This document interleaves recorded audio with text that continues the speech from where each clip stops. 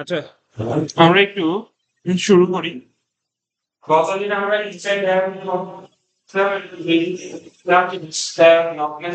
একটা diode rather এটার মধ্যে কিছু পিএন জাংশন আছে দেখে আমরা এটাকে ডায়োডের মতো চেঞ্জ করে বলে আলোচনা করতেছিলাম। তারপরে এখানে আমরা আরো কি কি কথাবার্তা শুনেছিলাম যে এই পিছনে নয়েজ করো না। এখানে এটা আমাদের স্ট্রাকচারটা n plus p i p plus এরকম একটা স্ট্রাকচার ছিল। তারপরে আমরা এখানে বলতাম n প্লাস এবং p মিলে একটা জাংশন তৈরি হচ্ছে এবং যেহেতু n প্লাসটা হাইলি ডোপড এবং p টা লাইটলি ডোপড কাজেই ডিপ্লেশন রিজিয়ন যেটা ফর্ম হবে সেই ফুল ডিপ্লেশন রিজিয়নটা হবে কার সাইডে p এর সাইডে। এখন এই ডিপ্লেশন রিজিয়ন তুমি কনসিডার করতে পারো এতটুকু, কনসিডার করতে পারো এতটুকু, কনসিডার করতে পারো এতটুকু, আবার পুরোটাকে তুমি ডিপ্লেশন রিজিয়ন কনসিডার করতে পারো। আমাদের এই জায়গাতে আমরা এই পুরোটাকে কি ডিপ্লেশন রিজিয়ন কনসিডার করেছি এবং আমরা সাথে আরো কি বলতেছি আমার এই যে পি রিজিয়ন যেটা আছে এই পি রিজিয়নটাকে আমি অনেক ন্যারো রাখবো। যেহেতু এই পি রিজিয়নটা ন্যারো কাজে এই পুরোটা জুড়েই কি আমার ডিপ্লেশন রিজিয়নটা এক্সটেন্ডেড থাকতেছে, এই জন্য আমরা বেন্ডিংটাও কি পুরো ডিপ্লেশন রিজিয়ন জুড়ে দেখতে পাচ্ছি। এবং এই ডিপ্লেশন রিজিয়ন যে বা পি রিজিয়ন যেটা আছে এই রিজিয়নের পরে আমাদের কি আরেকটা ইন্ট্রিনসিক রিজিয়ন আছে। আমরা তারপর আরো কথা বলেছিলাম কি এই পি আর আই মিলেও কি আরেকটা জাংশন ফর্ম করতেছে এবং এইটার মধ্যে হচ্ছে ডিপ্লেশন রিজিয়নটা তৈরি হবে। সেই ডিপ্লেশন রিজিয়নটা লার্জলি এক্সটেন্ড ইন্ট্রিনসিক সেমিকন্ডাক্টর ম্যাটেরিয়ালের ভিতরে। এবং এই পি আর এই আই এর জন্য যে ডিপ্লেশন রিজিয়ন দুইটা মিলে যে রিজিয়নের মতো কাজ করবে ওইটার জন্য পি তে কি পি এর মতো আই টাকার মতো কাজ করবে এন এর মতো। কাজে স্লোপটা কি নিচের দিকে হওয়ার কথা ছিল, কিন্তু আবার অপর পাশে আমরা কি দেখতেছি পি প্লাস এবং আই মিলে আরেকটা ডিপ্লেশন রিজিয়ন তৈরি হয়েছে এবং এই জায়গাতে কি হবে পি প্লাস পজিটিভ আর আইটা কি হিসেবে কাজ করবে নেগেটিভ। এবং এইটার জন্য ডিপ্লেশন রিজিয়ন কি নিচের দিকে ইনক্লাইন হওয়ার কথা, ডান থেকে বামের দিকে, কাজে দুইটা কি অপোজিট। তাহলে এই দুইটা জিনিসের মধ্যে কি আছে দেখো D D x of EC আছে না, তাহলে এটা কি ইলেকট্রিক ফিল্ড, একটা ইলেকট্রিক ফিল্ডের ডিরেকশন এইদিকে আরেকটা ফিল্ডের ডিরেকশন অপর দিকে। তাহলে যেটা স্ট্রং লব্ধিটা কোন দিকে কাজ করবে রেজাল্টেন্টটা স্ট্রংটার দিকে কাজ করবে এবং যেহেতু এই দুইটা রেজাল্টেন্ট ইলেকট্রিক ফিল্ডটা স্ট্রঙ্গার কাজে এটার ডিরেকশন যে রেজাল্টেন্ট ইলেকট্রিক ফিল্ডের ডিরেকশনটাও ওইদিকে হবে।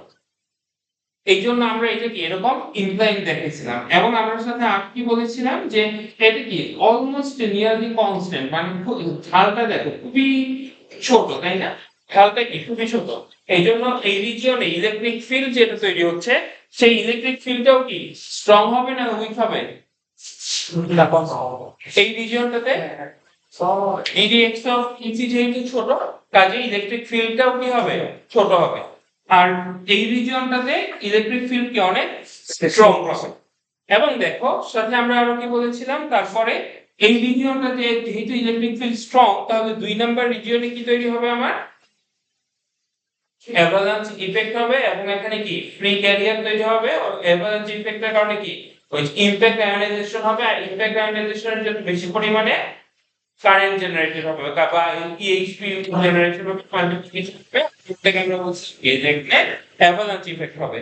এবং আমার এই 2 নাম্বার রিজিয়ন যেটা এই পিছনে এই 2 নাম্বার রিজিয়ন যেটা আছে এই রিজিয়নটাকে ন্যারো রাখারও একটা রিজন এইটা যেহেতু আমার এই 2 নাম্বার রিজিয়নটার মধ্যে অ্যাভালাঞ্চ ইফেক্ট হচ্ছে ইমপ্যাক্ট আয়োনাইজেশন হচ্ছে, আমি যদি এই রিজিয়নটাকে অনেক বড় করে ফেলি ইন দ্যাট কেস আমার ব্রেকডাউনের প্রবাবিলিটি বেড়ে যাবে যে মাল্টিপ্লিকেশন কি কন্টিনিউয়াসলি হইতে থাকবে। এখন এই উইথটা অনেক বড় করে দাও তাহলে কি অনেক বেশি পরিমাণে মাল্টিপ্লিকেশন হইতে পারবে এবং ইভেন্চুয়ালি ডিভাইসটা ব্রেকডাউনে পৌঁছায় যেতে পারে। কিন্তু আমরা যখন এই রিজিয়নটাকে ছোট রাখতেছি তখন সেই ব্রেকডাউনে পৌঁছানোর সম্ভাবনাটা কম। বুঝতে পেরেছি? আচ্ছা আরেকবার পি রিজিয়ন হ্যাঁ আমরা ওই যে এরকম দেখাচ্ছিলাম না গতদিন একটা গিফট করলো দুইটা তৈরি করলো ফ্রিজটা থেকে চারটা এইটা থেকে আমার একটা হটকেটের ইফেক্ট এরকম চলতে থাকবে। এখন যদি আমি এটাকে এতটুকু জায়গায় দিই তাহলে কি মনে করো 1 2 3 4টা স্টেপ হইতে পারে, যদি বড় করতাম তাহলে কি আরো 4 5টা স্টেপ হইতো কারেন্ট পার্টি অনেক ইভেন্টুয়ালি ব্রেকডাউন যেত। তাহলে এটাও আরেকটা রিজন যে কেন আমি পি রিজন যেটা আছে এটাকে একটু ন্যারো রাখি।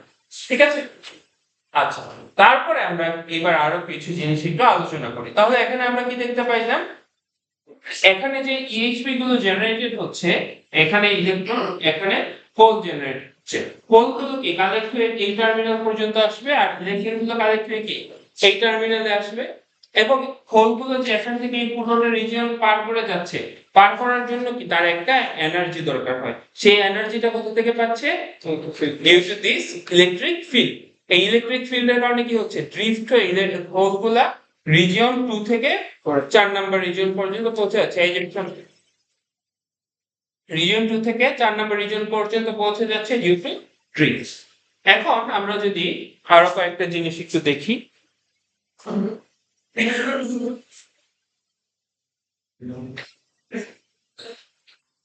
এখানে আমরা একটা ডিরাইভেশনের মতো দেখতেছি। এই ডিরাইভেশনটা পরীক্ষার জন্য আমি বেশি বলবো না, আমি হ্যান্ডআউটসটা তোমাদের সাথে শেয়ার করে দিবি, দেখলে রিডিং বুঝতে পারবো, কাজে আমি খুব সময় ব্যয় করবো না, এটা ইজি জিনিস। এখানে দেখো আমরা প্রথম একটা জিনিস আরেকটা টার্মের সাথে পরিচিত হচ্ছি, সেটা হচ্ছে ট্রানজিট।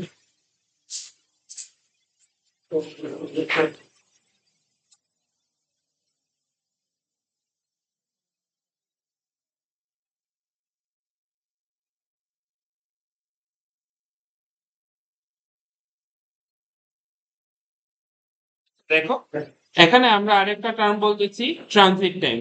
এই ট্রানজিট টাইম সমান কি বলতেছি, এল ডিভাইডেড বাই কিসের।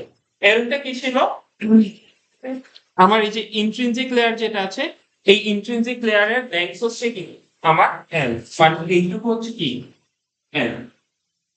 ইলেকট্রন গুলো জেনারেটেড হচ্ছে কি 2 নম্বর রিজিয়নে, এবং সে কালেক্টেড হচ্ছে কোথায়, এই রিজিয়ন পার করে, তাই না? তাহলে এতটুকু রিজিয়ন কি তার অতিক্রম করতে হবে না, due to drift hole. Hole এতটুকু রিজিয়ন কে কি হোল কে অতিক্রম করতে হবে না, ডিউ টু ড্রিফট। আচ্ছা, এবং হোল যে এই জায়গাটা অতিক্রম করবে, এখানে তার যে ভেলোসিটি থাকবে, সেই ভেলোসিটিকে বলতেছি আমরা ভিসেট বা স্যাচুরেশন ভেলোসিটি। এখন তোমার মধ্যে প্রশ্ন আসতে পারে যেটাকে কেন আমরা স্যাচুরেশন ভেলোসিটি বলতেছি, কারণ নরমালি আমরা এই ডিভাইসটাকে কমপ্লিট অপারেশনটা চালাবো খুবই হাই একটা ভোল্টেজ রেঞ্জে, কাজে ইভেনচুয়ালি আমরা ধরে নিচ্ছি আমার ক্যারিয়ার যেগুলো থাকতেছে সেই সবগুলো ক্যারিয়ার আসলে স্যাচুরেশন ভেলোসিটিতে মুভ করবে, কারণ আমরা জানি ওই যে ইলেকট্রিক ফিল্ড যত বড় হয় স্পিড কি তত বাড়ে, এন্ড ইভেনচুয়ালি বুঝো কি স্যাচুরেশন ভেলোসিটি যত, মানে আমরা ওই যে এরকম দেখছি এটা একটা ম্যাটেরিয়াল, এর মধ্যে আমি ভোল্টেজ যত বাড়াইতে থাকবো ইলেকট্রনের ভেলোসিটি কি তত বাড়তে থাকবে না, ইভেনচুয়ালি এটা কি বাড়াইতে বাড়াইতে একটা রেঞ্জে গেলে স্যাচুরেশন পৌঁছে যাবে। এখনো কি খুবই হাই ভোল্টেজ সিচুয়েশন আমরা কাজ করতেছি, কাজেই বলতেছি কি ইভেনচুয়ালি এটাও কোথায় চলে যাবে, স্যাচুরেশনে চলে যাবে। বুঝতে পারছি? তার মানে 2 নম্বরের ইলেকট্রন জেনারেট হয়ে হ্যাঁ 3 নাম্বার রিজিয়নটা পার হচ্ছে, 3 নাম্বার রিজিয়নে পার হচ্ছে কোন ভেলোসিটিতে, স্যাচুরেশন ভেলোসিটিতে, এবং কত ডিসটেন্স পার হচ্ছে, এল পরিমাণ ডিসটেন্স পার হচ্ছে। তাহলে এই যে এল ডিসটেন্স পার হতে তার সময় লাগবে কত, এল বাই ভি। ওই যে S equal V T formula আমরা এসেছি, তাহলে টি সমান সমান কি লাগবে, L divided by V sir, বুঝছি। তারপরে দেখো এখন আমরা আসলে আমাদের এইটা জেনারেটেড কিভাবে হচ্ছে সেটা দেখি। নরমালি আমরা যে ডিভাইসটা অপারেট করাবো, এই অপারেট করানোর জন্য আমরা ডিসি ভোল্টেজ দিয়ে রাখবো। এই যে তুমি এখানে লেভেল দেখতে পাচ্ছ, এটা হচ্ছে তোমার টাইমের অ্যাক্সিস, আর এটা হচ্ছে তোমার ভোল্টেজের অ্যাক্সিস। স্লাইডে নাই, এটা আমি শেয়ার করে দিচ্ছি। এখন দেখো এখানে যদি তুমি রেফারেন্স একটা লাইন দেখতে পাচ্ছ, নট নেসেসারিলি এটা একটা জিরো রেফারেন্স, রাদার এইটা হচ্ছে তোমার ভিবি কনসিডার করতে পারো, ব্রেকডাউন ভোল্টেজ কনসিডার করতে পারো। তার মানে কি এটা খুবই হাই একটা ভোল্টেজ। কতটা হাই ভোল্টেজ, এই যে দেখো তো আমরা আমাদের ডিভাইসটাকে অপারেট করাচ্ছি ধরো তোমার কিলো ভোল্ট রেঞ্জে, এরকম খুবই হাই অ্যামাউন্টের একটা ভোল্টেজ দেওয়া আছে। এখন দেখো তো সাথে আমরা আরো একটা জিনিস একটু আগে আলোচনা করতেছিলাম, সেটা হলো অ্যাভালাঞ্চ ইফেক্ট স্টার্ট হওয়ার জন্য, গতদিন আলোচনা করেছিলাম ইফেক্ট, অ্যাভালাঞ্চ ইফেক্ট স্টার্ট হওয়ার জন্য কি আমার একটা স্ট্রং এনাফ ইলেকট্রিক ফিল্ড প্রয়োজন হয় না, স্ট্রং এনাফ। এবং আমরা কি আরেকটা জিনিস জানি, ভোল্টেজ এবং ইলেকট্রিক ফিল্ডের রিলেশনশিপ প্রপোর্শনাল। কনসিডার করো যে তোমার 200 কেভি, এই ভোল্টেজটা হচ্ছে তোমার, এই ভোল্টেজের জন্য যে ইলেকট্রিক ফিল্ড তৈরি হয় সেটা হচ্ছে ই ক্রিটিক্যাল। বুঝছি। তার মানে আমরা বলতে চাচ্ছি কি যে আমার ক্রিস্টাল ইলেকট্রিক ফিল্ড বলতে কি বুঝাচ্ছি, যে ইলেকট্রিক ফিল্ডের জন্য অ্যাভালাঞ্চ ইফেক্ট স্টার্ট হচ্ছে। অ্যাভালাঞ্চ ইফেক্টটা মোর লাইক তোমার ইমপ্যাক্ট অ্যানালাইসিস স্টার্ট হচ্ছে। এটা হচ্ছে সেই ক্রিটিক্যাল ইলেকট্রিক ফিল্ড। তার মানে এই 2 কিলোভোল্টের নিচে যদি কোনো ভোল্টেজ আমি সাপ্লাই দিই তাহলে কি সেটার জন্য কোনো ইমপ্যাক্ট অ্যানালাইসিস হবে না। এখন আমরা গতদিন সাথে দেখো আরেকটা জিনিস আলোচনা করেছিলাম, ইমপ্যাক্ট ডায়োড আসলে কি করবে, একটা ইমপ্যাক্ট ডায়োড আসলে কি করবে, impact diode microwave signal generate করে, মানে কি একটা সাইনোসয়েডের মতো জেনারেট করবে। এটা আসলে কিভাবে জেনারেট, আমি সাপ্লাই হিসেবে দিছি তাকে কি এই ভিবি বা ব্রেকডাউন ভোল্টেজের মতো, যেটা slightly above the critical voltage. You can say এটা ভিসি বললাম, ক্রিটিক্যাল ভোল্টেজের চেয়ে সামান্য বড়। সেম চিত্র জাস্ট আলাদা দেখাচ্ছি, সেম চিত্র বুঝছি। এখন দেখো তো তাহলে কি হবে, আমরা যেখানে ডিভাইসটা অপারেট করাবো সেখানেও একটা নয়েজ থাকে, it can be thermal noise or any other noise. Normally তোমরা যখন বিভিন্ন ল্যাবে অসিলোস্কোপকে কোনো চ্যানেলে জাস্ট কানেক্ট করছো, চ্যানেল প্রোবটা অন করছো, কিন্তু কোনো সার্কিট বসাও নাই, তুমি কি একটা স্টিল সিগন্যাল দেখতে পাও না? সেই সিগন্যালটার নেচার কেমন হয় নরমালি? সাইনোসয়েডের মতো থাকে না? নয়েজ সিগন্যালটা তুমি দেখো মোস্ট অফ দ্য টাইম কি সাইনোসয়েডের মতো। তাহলে এখন যেখানে আমরা ডিভাইসটাকে অপারেট করাচ্ছি এখানেও কি খুবই হাই ভোল্টেজের একটা ডিসি ভোল্টেজ দেওয়া আছে, তার সাথে কি আছে, একটা নয়েজ আছে, এবং আমরা কনসিডার করতেছি that noise is of sinusoidal nature. Okay, হ্যাঁ, ব্লু যেটা দেখতে পাচ্ছি এটাকে আমরা কনসিডার করতেছি সাইনোসয়েডাল নেচারের একটা নয়েজ। আবার কখনো কখনো আমরা বাইরের সাইডে এরকম ছোট মানের একটা সাইনোসয়েডাল প্যাসিভ দিতে পারি। বুঝছি বুঝছি কেন মানে কেন দিচ্ছি এখন দেখো, ঠিক আছে? এ পর্যন্ত কোনো কনফিউশন আছে? এখন দেখো তো কি হবে, আমরা বলতেছি যে দেখেন তাহলে এই সাইনোসয়েডটা কি ব্রেকডাউন ভোল্টেজের উপরে এবং নিচে সুইং করতেছে না? এখন আমরা বলতেছি যতক্ষণ পর্যন্ত আমি পজিটিভ হাফ সেকেন্ড পাই তখন ইলেকট্রিক ফিল্ডটা ক্রিটিক্যাল ইলেকট্রিক ফিল্ডের চাইতে বড়। এখানে কি নেগেটিভ না, তার মানে কি ভোল্টেজটা ভিবি এর চাইতে কমে যাচ্ছে না, এবং আমরা বলতেছি এই রিজিয়নে যে ইলেকট্রিক ফিল্ড তৈরি হবে সেই ইলেকট্রিক ফিল্ডটা ক্রিটিক্যাল ইলেকট্রিক ফিল্ডের চাইতে ছোট। বুঝছি বুঝছি নয়েজটার জন্য আমরা বলতেছি ভিবি কে আমার ব্রেকডাউন ভোল্টেজ বা এমন এই ভোল্টেজের জন্য যে ইলেকট্রিক ফিল্ড তৈরি হবে সেটা হচ্ছে ক্রিটিক্যাল ইলেকট্রিক ফিল্ড, যেটা কি করতে পারবে সেই অ্যাভালাঞ্চ ইফেক্ট স্টার্ট করতে পারবে। ওকে, এখন তাহলে এই পজিটিভ হাফ সাইকেলের জন্য কি সেই ইলেকট্রিক ফিল্ডটা ক্রিটিক্যাল ইলেকট্রিক ফিল্ডের চেয়ে বড় না? তার মানে কি এই রিজিয়নের জন্য, এই পজিটিভ রিজিয়নের জন্য কি একটা অ্যাভালাঞ্চ ইফেক্ট স্টার্ট হবে না? বুঝছি না? কিন্তু দেখো তো নেগেটিভ হাফ সাইকেলের সময় ভোল্টেজটা কি ব্রেকডাউন ভোল্টেজের চেয়ে তো ছোট, এবং এটার জন্য যে ইলেকট্রিক ফিল্ড তৈরি হবে সেই ইলেকট্রিক ফিল্ডটা বলতেছে কি ক্রিটিক্যাল ইলেকট্রিক ফিল্ডের চেয়ে কম। তাহলে এটার জন্য কি কোনো অ্যাভালাঞ্চ ইফেক্ট স্টার্ট হবে? বুঝছি এই পর্যন্ত ক্লিয়ার? আচ্ছা, এরপরে আরেকটা জিনিস একটু মনোযোগ দিয়ে খেয়াল করো। দেখো তো আমার একটা ডিভাইস, একটু আগে যেটা কথা বলতেছিলাম মনে করো এটা সেই ডিভাইস, এটার মধ্যে একটু দেখে নাও তারপর নোট করো, আমি সময় এনার্জি দেখে নেব। এটার মধ্যে মনে করো আমি সেই ইলেকট্রিক ফিল্ড অ্যাপ্লাই করছি এফ ক্রিটিক্যাল। আচ্ছা, মনে করো F greater then F critical apply. Okay, তো যেহেতু এখানে অ্যাপ্লাই করছি so it will start impact analysation. তাহলে এরকম মাল্টিপ্লিকেশন চলতেছে, এরকম চলতে থাকবে, এরকম চলতেছে, তাই না? এখন বলো তো আমার যে অ্যাভালাঞ্চ ইফেক্ট বা ব্রেকডাউনের পর্যায়ে যেতে থাকবে এই কারেন্টটা কি ইনস্ট্যান্টলি পিকে পৌঁছাবে না একটা সময় পরে যে পিকে পৌঁছাবে? পরে যে, কারণ শুরুতে তো মাত্র একটা দুটো করে ক্যারিয়ার শুরু হয়েছে, এটা মাল্টিপ্লিকেশন হইতে হইতে ইভেন্চুয়ালি কি একটা হাই অ্যামাউন্টের কারেন্ট পৌঁছাবে। তাহলে কি ইনিশিয়াল একটা শুরু হবে তারপর আস্তে আস্তে যে পৌঁছাবে, সেরকম না? এই যে আমার অ্যাভালাঞ্চ ইফেক্টটা আছে তাহলে এইটা কি ইনস্ট্যান্টেনিয়াসলি স্টার্ট হয় না, এটা স্টার্ট হইতে কিছুটা সময় লাগে, ইনস্ট্যান্টেনিয়াসলি স্টার্ট হয়। এই জন্য আমরা এখানে কি বলতেছি দেখো, আমার ভোল্টেজটা যখন পিকে পৌঁছাইছে ক্রিটিক্যাল ইলেকট্রিক ফিল্ডের যে বড় হইছে ওই জায়গাতে কি আমি দেখাচ্ছি আমার অ্যাভালাঞ্চ ইফেক্টের কারণে যে কারেন্টটা তৈরি হবে রেড কালারে মার্ক করা, এই কারেন্টটা কি তৈরি হওয়া শুরু হয়েছে। দেখো তো যখনই ভোল্টেজ আসছে তখনই কি কারেন্ট তৈরি হওয়া শুরু হয়েছে, একটু পরে শুরু হয়েছে। সো এখানে কি আছে, একটা ফেজ ডিলে আছে না, বুঝছি এখানে একটা ডিলে আছে। এই ডিলেটা কি হইতে পারে 10 ডিগ্রি, 20 ডিগ্রি, 30, 40, 50, যে কোনো হইতে পারে না, যে কোনো অ্যামাউন্ট, কারণ একটা ডিলে যে আছে পর্যায়ে এটা তাই তো? আমরা ফর ম্যাক্সিমাম এফিসিয়েন্সি এবং ম্যাথমেটিক্যাল রিজনস, যেগুলো আমরা ইন ডিটেইলসে যাচ্ছি না, ওইটার জন্য আমরা কনসিডার করতেছি this delay is actually 90 degree. Okay, not necessarily it has to be 90 degree. আমরা কি ম্যাক্সিমাম এফিশিয়েন্টলি অপারেট করাইতে পারি যদি আমরা এই ডিলেটাকে 90 ডিগ্রি বানাইতে পারি। ওকে, তাহলে তোমরা এটা জানো যে একটা ডিলে থাকবে এবং আমরা সিম্পলিসিটি এবং হায়ার এফিসিয়েন্সির জন্য কনসিডার করতেছি this delay has to be 90 degree. তাহলে এরপরে কি এই কারেন্ট তৈরি হওয়া শুরু হইলো, এই রেড লাইনটা শুরু হইলো। এরপরে দেখো তো ভোল্টেজ যখন বাড়তে বাড়তে ম্যাক্সিমামে পৌঁছাইলো, তখন কি আমার এই যে কারেন্ট রেড লাইন অ্যাভালাঞ্চ ইফেক্টের কারণে যে কারেন্ট, এটা কি তার ম্যাক্সিমামে পৌঁছাইছে না, এখানেও কি একটা ডিলে আছে না, ওই সেম পরিমাণ ডিলে এখানেও আমরা সেই π/2 অর 90 ডিগ্রি ডিলে বলতেছি। এরপরে যে কিছু তার পিক ভ্যালুটা খুঁজে সেই। এবং দেখো তো যেই মুহূর্তে তোমার এটা পিক ভ্যালুতে পৌঁছাইলো তখন কি সর্বোচ্চ সংখ্যক তোমার এইচপি জেনারেটেড হলো না, কোন রিজিয়নে, একটু আগে দেখছি আমরা 2 নাম্বার রিজিয়ন বা অ্যাভালাঞ্চ রিজিয়ন তৈরি হলো।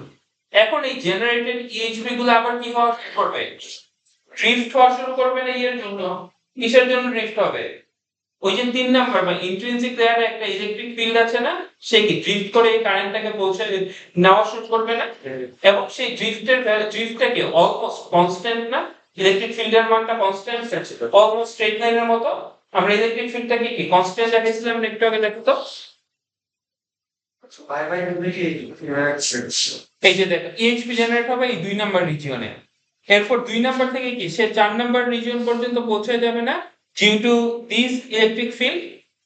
এবং এই ইলেকট্রিক ফিল্ডটাকে কি আমরা কনস্ট্যান্ট দেখাইছি না, তাহলে কি একটা কনস্ট্যান্ট ইলেকট্রিক ফিল্ড পাবো। কনস্ট্যান্ট ইলেকট্রিক ফিল্ড যেহেতু কনস্ট্যান্ট, তাহলে এই রিজিয়নে কারেন্টের মান কনস্ট্যান্ট, এই রিজিয়নে একটা কনস্ট্যান্ট কারেন্ট পাবো না, বুঝছি।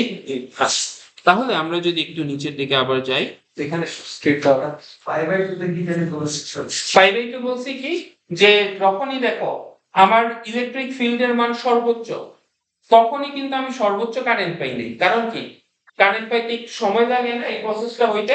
তার মানে কি এখানে একটা ফেজ ডিলে আছে না, ওই ডিলেটাকে আমরা কনসিডার করছি 90 ডিগ্রি। আচ্ছা, তাহলে এবার একটা জিনিস দেখো, এখানে আমরা যদি কি দেখতে পাইলাম, কনস্ট্যান্ট কারেন্ট এখানে একটা 9π/2 ডিলে দেখাচ্ছি, এখানে কি আরেকটা π/2 ডিলে দেখাচ্ছি। এবং এই জায়গাতে যখন আমরা কনসিডার করতেছি, আবার দেখো এটা কি একটা অ্যাসাম্পশন যে যখন তোমার অ্যাভালাঞ্চ কারেন্টটা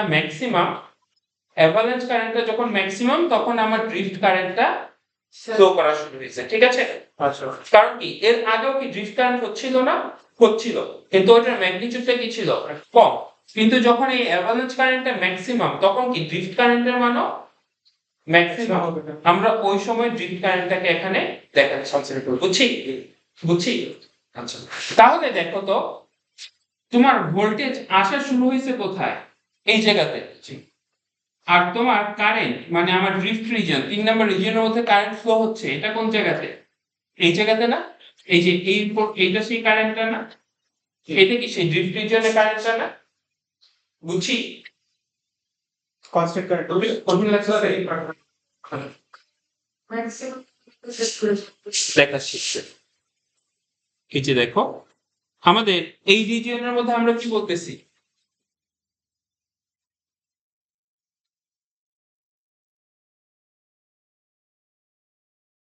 এই 2 নাম্বার রিজিয়ন থেকে আমার অ্যাভালাঞ্চ রিজিয়ন না, তাহলে এটার মধ্যে কি একটা এরকম কারেন্ট তৈরি হবে না, এরকম কারেন্ট তৈরি হবে না, এরকম নেচারে। আমরা বলতেছি যে এটা যখন এই যে পিক কারেন্ট আসে তখন বলতেছি আমাদের এই ড্রিফটটা শুরু হয়েছে। এটাও কি একটা অ্যাজাম্পশন, অ্যাকচুয়ালি কি তার আগে পরেও আছে না, কিন্তু আমরা অ্যাজিউম করতেছি শুধু কোন সময়ের জন্য, যখন পিকটা আসছে। তাহলে এই কারেন্টটা কি ইভেন্চুয়ালি এই 3 নাম্বার রিজিয়নের মধ্যে ড্রিফট হয়ে যাবে না, বুঝছি। এখন দেখো আমরা এই কারেন্ট আসলে কিভাবে আসলো, এই যে কারেন্ট অ্যাভালাঞ্চ ইফেক্ট তৈরি হইলো, এটা তৈরি হয়েছে কার জন্য? ওই যে এসি ভোল্টেজের জন্য না, এই ভোল্টেজটার জন্য না। তাহলে দেখো তো এই ভোল্টেজটা আসা যখন শুরু হয়েছে তখনই কি তোমার এই ড্রিফট কারেন্ট ফ্লো করা শুরু হয়েছে? কতক্ষণ পরে শুরু হয়েছে? মানে ওই যে কতটুকু পরে? 108 ডিগ্রি পরে শুরু হয়েছে। ভোল্টেজের তাহলে এখানে দুইটা ডিলে আমরা কনসিডার করতেছি। একটা ডিলে কি অ্যাভালাঞ্চ ইফেক্ট স্টার্ট হওয়ার জন্য। দেখো একটা ডিলে হচ্ছে কি এই জায়গাতে ভোল্টেজ আসা শুরু হয়েছে, অ্যাভালাঞ্চ ইফেক্ট স্টার্ট হয়েছে কত π/2 পরে না? এই যে দেখো তো এই যে ট্রেইল তোমার এই যে এই পিক যেটা আছে এটা ট্রেইল কি π/2 পরে না? তাহলে π/2 পরে সময় পরে কি শুরু হয়েছে? অ্যাভালাঞ্চ ইফেক্ট স্টার্ট হয়েছে। আর অ্যাভালাঞ্চ ইফেক্ট পিকে পৌঁছাইছে কত সময় পরে? আরো π/2 পরে না? আরো π/2 সময় পরে না? বুঝছি টোটাল কত ডিগ্রি? 180 ডিগ্রি পরে। তাহলে দেখো তো এখানে আমরা কি দেখতে পাই, তোমার উপরে যেটা দেখতে পাচ্ছ এটা কি ভোল্টেজ না কারেন্ট? ভোল্টেজ। আর এটা যেটা দেখতে পাচ্ছ এটা কারেন্ট। তাহলে এখানে ভোল্টেজ এবং কারেন্টের মধ্যে তুমি কি দেখতে পাচ্ছ? একটা ফেজ ডিফারেন্স আছে না? এবং এখানে আমরা ফেজ ডিফারেন্সটাকে কত দেখাচ্ছি? 180 ডিগ্রি না? এতটুকু ফেজ ডিফারেন্স না? বুঝছি এই ফেজ ডিফারেন্সটার কারণে আমরা এখান থেকে আসলে একটা এসি জেনারেট করতে পারি। কিভাবে এসি জেনারেট হচ্ছে দেখো তো, আমাদের শুরুতে দেখো কিছুটা সময় এটা কি থাকতেছে, তুমি একটা পজিটিভ পিক পাইছো তাই না, এরকম একটা পাইছো। এটা নেগেটিভ হাফ সাইকেলের জন্য কি আবার কিছু নাই। দেখো তো এই যে এটা পিক, এটার পরে কি একটা পাইছো। এই নেগেটিভ হাফ সাইকেল এখানে ফিল্ডটা কি ক্রিটিক্যাল ফিল্ডের চেয়ে ছোট। যেহেতু ছোট তার মানে কি কোনো অ্যাভালাঞ্চ ইফেক্ট আছে? কোনো অ্যাভালাঞ্চ কারেন্ট আছে? আবার আসবে কখন? এইটার পিকের একটু পরে যে তারপর তার মানে কি এই জায়গাতে যে কি তুমি আরেকটা পিক পাবা না? বুঝছি তাহলে তুমি এটার বিহেভিয়ারটা কেমন পাচ্ছ? কিছুটা সময় কারেন্ট অন থাকতেছে আবার কিছুটা সময় কি কারেন্ট অফ। অফ মানে এখানে তো কোনো ড্রিফট কারেন্ট নাই, কারণ কোনো অ্যাভালাঞ্চ নাই। কোনো অ্যাভালাঞ্চ ইফেক্ট আছে? কনস্ট্যান্ট কারেন্ট তো আছে। কিভাবে কনস্ট্যান্ট কারেন্ট থাকবে? তোমার আমরা ক্যারিয়ার জেনারেশনটাকে বলতেছি শুধুমাত্র ওই অ্যাভালাঞ্চ ইফেক্টের কারণে যে ক্যারিয়ার মানে দেখো আমার রিজিয়ন যেটা ছিল এখানে, এটা একটা ন্যানোপার্টিকুলার আই, এটা পি প্লাস, এটা এস প্লাস, এটা হচ্ছে বি, এটা ইনজিন। তাহলে এই রিজিয়নের মধ্যে যখন ইলেকট্রিক ফিল্ড নেই আমরা কিন্তু অ্যাভালাঞ্চ ইফেক্টের জন্য কারেন্ট যেটা তৈরি হবে। যখন দেখো কোনো অ্যাপ্লাইড ইলেকট্রিক ফিল্ড নাই, মানে ফিল্ডটা ক্রিটিক্যাল ফিল্ডের চেয়ে ছোট, তখন তো এই রিজিয়নে কোনো অ্যাভালাঞ্চ ইফেক্ট হচ্ছে না। যেহেতু হচ্ছে না তার মানে কি এইচপি গুলো জেনারেটেড হচ্ছে না, এর জন্য কারেন্টের নাই। ঠিক আছে বুঝছি। তাহলে কি কিছু সময় আমি কারেন্ট পাচ্ছি, কিছু সময় আমি কারেন্ট পাচ্ছি না। স্যার তাহলে ধরেন ওই যে অ্যাভালাঞ্চ ব্রেকডাউন মানে কাজটা হচ্ছে এর কারণে যে একটা কনস্ট্যান্ট কারেন্ট ফ্লো হবে ওইটা কি আমার তাহলে সাইনুসয়েডটাকে ডিস্টোর্ট করে দিচ্ছে না? কোনটা? আমি একটা সাইকেল এটা হচ্ছে আমার ভোল্টেজ আর এটা হচ্ছে কি আমার কারেন্টের নেচার। এবং এখানে এই কারেন্টটা কনস্ট্যান্ট কেন? কারণ ইলেকট্রিক ফিল্ড কনস্ট্যান্ট। যখন অ্যাভালাঞ্চ ব্রেকডাউন হচ্ছে, যখন অ্যাভালাঞ্চ ইফেক্ট আছে, মেমরি যেটা অ্যাভালাঞ্চ ইফেক্ট আছে, ইফেক্টের কারণে কি তৈরি হয়েছে? এইচপি জেনারেটেড হয়েছে। আর আমি কারেন্ট পাচ্ছি, এই কারেন্টটা কোন রিজিয়নে দেখাচ্ছি? 3 নাম্বার রিজিয়নে। এই কারেন্টটা ফ্লো হচ্ছে কার জন্য? ড্রিফটের জন্য। ড্রিফটটা পাচ্ছি কার জন্য? ইলেকট্রিক ফিল্ডের জন্য। তাহলে দেখো তো ইলেকট্রিক ফিল্ড যেহেতু কনস্ট্যান্ট তাহলে কারেন্টের মান কি? কনস্ট্যান্ট। এই জন্য এটা কনস্ট্যান্ট কারেন্ট। এটাই তো পাচ্ছি তো স্যার। হ্যাঁ পাচ্ছি। তাহলে আমি কিন্তু যখন মনে করো ইএইচ বার জেনারেটেড হয় নাই, ক্যারিয়ার নেই, কারেন্ট আর ফ্লো থেকে গেছে। বুঝছো? বুঝছো। তারপরে দেখো আবার যখন এই যে পজিটিভ হয়েছে তখন কি আবার ইলেকট্রিক ফিল্ডটা ক্রিটিক্যাল ইলেকট্রিক ফিল্ডের চেয়ে বড় হয়ে গেছে না? তাহলে তখন এটার জন্য কি আবার অ্যাভালাঞ্চ ইফেক্ট হয়েছে, আবার কি তখন এখানে এই সিমিলার একটা প্যাটার্ন জেনারেটেড হবে। স্যার ভোল্টেজটা একবারই দিচ্ছে মানে ডিপি যেটা দিচ্ছে কোনটা? এটা স্ট্রেট লাইন যেটা না এসি যেটা? এসি যেটা এসি এটা তো চলতে থাকবে কন্টিনিউয়াস, এটা তো কন্টিনিউয়াস চলতেছে। তার মানে কি এই যে প্যাটার্ন এখানে যেটা দেখতে পাইছি এই প্যাটার্নটাও কি বারবার রিপিট হবে না? তাহলে তো বেসিক্যালি আমি এসিটা দিচ্ছি না তাহলে বারবার প্যাটার্নটা রিপিট করে হ্যাঁ এসিটা দিক কারেন্টটা নিয়ে ইনডিউস কারেন্টটা শেষ করতে কারেন্টটা নিয়ে আসতে পারি। তাহলে এখানে দেখি তো আমরা দুইটা জিনিস পাচ্ছি। একটা হলো কি যে তুমি কিছুটা সময় কারেন্ট পাচ্ছ আর কিছুটা সময় কারেন্ট পাচ্ছ না, এটা একটা জিনিস পাচ্ছ। সেই সাথে আরেকটা জিনিস পাইতেছো, সেটা হচ্ছে ভোল্টেজের সাথে কারেন্টের 180 ডিগ্রি ফেজ শিফট পাচ্ছ। ওকে, এই যে ভোল্টেজের সাথে কারেন্টের 180 ডিগ্রি ফেজ শিফট পাচ্ছ, এটাকে আমরা একটা নাম বলি নেগেটিভ রেজিস্ট্যান্স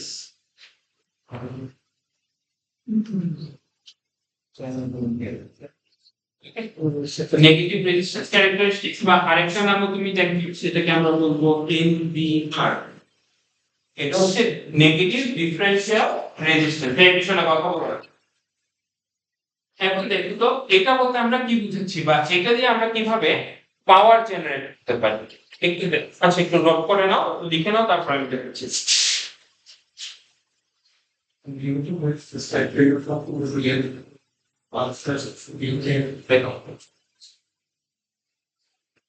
তুমি পজিটিভলি ক্রিটিক্যাল থেকে বড় মানে কিলো পর্যন্ত বড় ক্রিটিক্যাল ইলেকট্রিক ফিল্ড, মনে করো 2 কিলো ভোল্টের জন্য যে ইলেকট্রিক ফিল্ড তৈরি হয় ওইটাকে বলতেছি ক্রিটিক্যাল ইলেকট্রিক। তাহলে এখানে ভোল্টেজটা কি 2 কিলো ভোল্টের চেয়ে বড়, তার মানে এই পজিটিভ রিজিয়নের জন্য কি ক্রিটিক্যাল ইলেকট্রিক ফিল্ডের চেয়ে বড়, মানে গ্যাভালান্স ইফেক্ট হবে। আর এই রিজিয়নের জন্য ভোল্টেজটা কি 2 কিলো ভোল্টের চেয়ে ছোট, তার মানে কি ক্রিটিক্যাল ইলেকট্রিক ফিল্ডের চাইতে ছোট, তার মানে কি কোনো গ্যাভালান্স ইফেক্ট নাই, কাজেই কারেন্ট নাই। নোট নিয়েছো?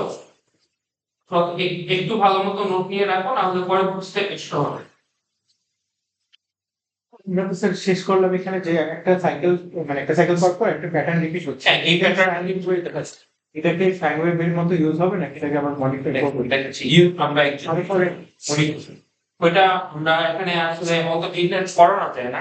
এগুলোর মধ্যে কি দেখো তো, একটা যখন স্কয়ার নেচারের থাকে তার মধ্যে কি মাল্টিপল ফ্রিকোয়েন্সি সাইন ওয়েভ আছে না, তখন আমরা এটাকে কিভাবে ইউজ করি, এগুলোকে আসলে রেজোনেটর অর ক্যাভিটি সার্কিট আছে, এই সার্কিট গুলোর ভিতরে ইউজ করে একটা পার্টিকুলার ফ্রিকোয়েন্সি সাইনুসয়েড জেনারেট করি। বাট আমরা এগুলো ডিটেইলসে যাব না, ওটা অনেক লেগে পড়াশোনা। আচ্ছা এই পর্যন্ত বুঝছি। সো কারেন্ট পাচ্ছে এটা হচ্ছে স্কয়ার রুট এটাই তো কারেন্টটা, এটা হচ্ছে কারেন্টটা কনস্ট্যান্ট কারেন্ট দেখাচ্ছে। আর এইটা এই রেডটা দেখাচ্ছে আমার অ্যাভালাঞ্চের কারেন্ট।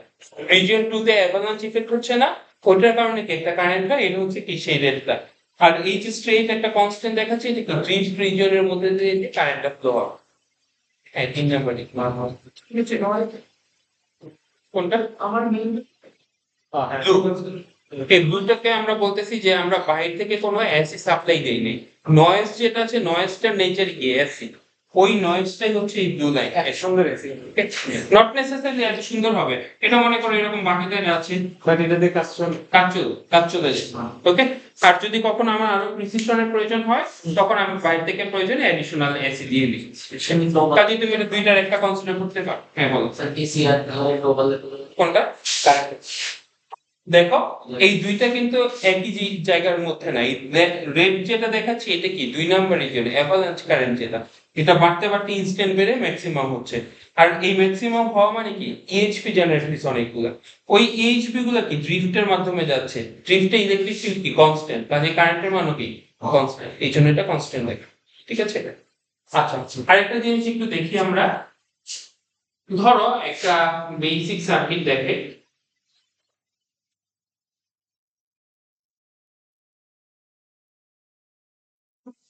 দেখো তো এখন সেটা যদি কারেন্টের ডিরেকশন ভোল্টেজ যেহেতু এদিকে ঘুরে আছে পজিটিভ নেগেটিভ দেখে, তাহলে কারেন্ট এইদিকে যাচ্ছে, তাহলে এই রেজিস্ট্যান্সের অ্যাক্রসে একটা আর এটার মধ্যে যে একটা কারেন্ট আছে I, তাহলে এটার পাওয়ার কি হবে P I স্কয়ার R, এবং এটা কি সে পাওয়ারটা অ্যাবসর্ব করছে বা ডিসিপেট করছে, এবং কারেন্টের ডিরেকশনটা কি এইদিকে। এখন হোয়াট ইফ আমি যদি সামহাও কারেন্টের ডিরেকশন উল্টা করে দিই, এর মধ্যে কি শুধু একটা রেজিস্ট্যান্স আছে না, তখন আমরা কি করতাম, ওই যে 1 এ থাকতে আমরা ডিসি সার্কিট পড়া শুরু করছি যখন, প্রথম দিনে যেরকম কিছু করছিলাম না, মনে পড়ে কিনা দেখো তো, ওই যে এরকম P1 বলতাম, মনে পড়ে? ও হ্যাঁ, লোড P4 মানে কে কারেন্ট অ্যাবজর্ব করতেছে আর কে কারেন্ট ডেলিভার করতেছে পাওয়ার। মনে হয় এই জিনিস পড়তা, তারপরে যে ম্যাথের লাস্ট দেখতা power deliver equal to power absorb, যদি হয় তো, আর যদি না হইতো তাহলে কি হইতো। এখানে কনসেপ্ট আসলে কি ছিল, মনে করো আমরা কারেন্টের ডিরেকশন দেখতাম, যে ডিরেকশন একদিকে যায় তাহলে কি অ্যাবজর্ব, অপর দিকে ছিল ডেলিভার। মেইন কনসেপ্টটা এটা ছিল, তাই না? এখানেও দেখো তো কারেন্টের ডিরেকশন যদি বাম থেকে ডানে হয়, এটা যদি অ্যাবজর্পশন বোঝায়, তাহলে কারেন্টের ডিরেকশন যদি উল্টা হয়ে যায় তাহলে কি বোঝাবে?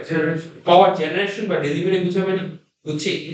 নরমালি আমাদের এখানে ভোল্টেজ, আমরা ভোল্টেজ এবং কারেন্টের গ্রাফ কিরকম জানি, তার সম্পর্ক relation between voltage and current is linear, right?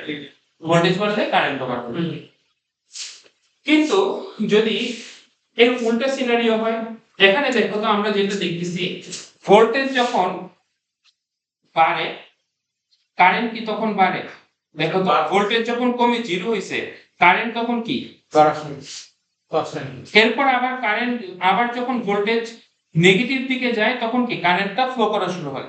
আবার ভোল্টেজ যখন পজিটিভ দিকে যায় তখন কি কারেন্টটা অফ হয়ে যায় না? দেখো তো এই যে আমরা এই জায়গাতে দেখো তো ভোল্টেজ এবং কারেন্টের মধ্যে কত ডিগ্রি ফেজ শিফট পাইছি আমরা? 180 ডিগ্রি না? তার মানে একটা যদি বাড়ে আরেকটা কি হতে থাকবে? কমতে থাকবে না, বুঝছি? তার মানে এখন নেচারটা আমরা কি দেখবো, এইরকম না, অলমোস্ট এরকম দেখতে পাবো না। ভোল্টেজ বাড়লে কারেন্ট কমতেছে, এই যে ভোল্টেজ বাড়লে কারেন্ট কমে, এটাকে আমরা ক্যারেক্টারিস্টিক্সটাকে বলতেছি নেগেটিভ রেজিস্ট্যান্স ক্যারেক্টারিস্টিক্স, বুঝছি? ভোল্টেজ বাড়ে কারেন্ট কমে, এটাকে বলছি নেগেটিভ রেজিস্ট্যান্স ক্যারেক্টারিস্টিক্স, অথবা এনডিআর। এনডিআর মানে কি? Negative differential resistance. Differential resistance তোমরা বুঝো, এই যে এখানে একটা সোপ নিয়ে ডিফারেনশিয়াল করতে পারো তোমরা। তাহলে তখন আমরা কি বলতে পারবো, এই রেজিস্ট্যান্স যেটা আছে সে কি করতেছে, সে আর পাওয়ার অ্যাবজর্ব করতেছে না, সে কি করতেছে, পাওয়ার ডেলিভার করতেছে, বুঝছি? তাহলে এখানে দেখো তো তোমার যে ইমপ্যাক্ট ডায়োড দেখতে পাচ্ছ, এটার মধ্যে কি সেই নেগেটিভ রেজিস্ট্যান্স ক্যারেক্টারিস্টিক্স আছে না? ভোল্টেজ এবং কারেন্টের মধ্যে কি ফেজ ডিফারেন্স আছে। এইজন্য আমরা এটাকেও বলতেছি যে এটাও কি করবে, অ্যাকচুয়ালি পাওয়ার অ্যাবজর্ব না করে পাওয়ার সার্কিটে ডেলিভার করবে। তাহলে ডেলিভার যে করলো, তারপর আমরা এটা থেকে কিভাবে অ্যাকচুয়ালি পিওর সাইনুসয়েড আনি? আমরা আসলে এই সার্কিটটাকে রেজোনেটর বা ক্যাভিটি সার্কিটের ভিতরে বসাই, তারা কি করে একটা পার্টিকুলার ফ্রিকোয়েন্সি কম্পোনেন্টের সাইনুসয়েডাল এসি আউটপুটে জেনারেট করে, যে জিনিসগুলো আমরা এই কোর্সে দেখব না, ঠিক আছে? এরপরে আমি বেসিক কিছু ডিরাইভেশনের কিছু লাইন আছে, এগুলো একটু বলে যাই। আচ্ছা, এক মিনিট, এই তোমরা দেখলে বুঝবো। আমি এটা ওই যে দেখো চ্যাট জিপিটি থেকেও কিছু হেল্প নাও, এগুলা যেন কনসাইজ ফর্মে তোমাদের এনাফ ডেসক্রিপশন থাকে, এটা দেওয়া আছে। আশা করি তোমরা এটা দেখলে বুঝতে পারবা। হ্যাঁ, আমি দিয়ে দিব এখনই, ঠিক আছে? এটা তোমরা দেখলে বুঝতে পারবা, আমার মনে হয় না এটা বলার কিছু প্রয়োজন আছে, বেসিক ম্যাথমেটিক্স। আচ্ছা, আমি এটা শেয়ার করে দিব। আর কারো কোনো কোয়েশ্চেন আছে? আচ্ছা, তোমাদের কুইজ নিয়ে তোমরা কিছু জিজ্ঞাসা করছিলা, যে কুইজে পড়বা কি? তোমাদের কুইজ নিয়ে কি কোনো কনফিউশন আছে? লাস্ট মিনিটে তো বললে যে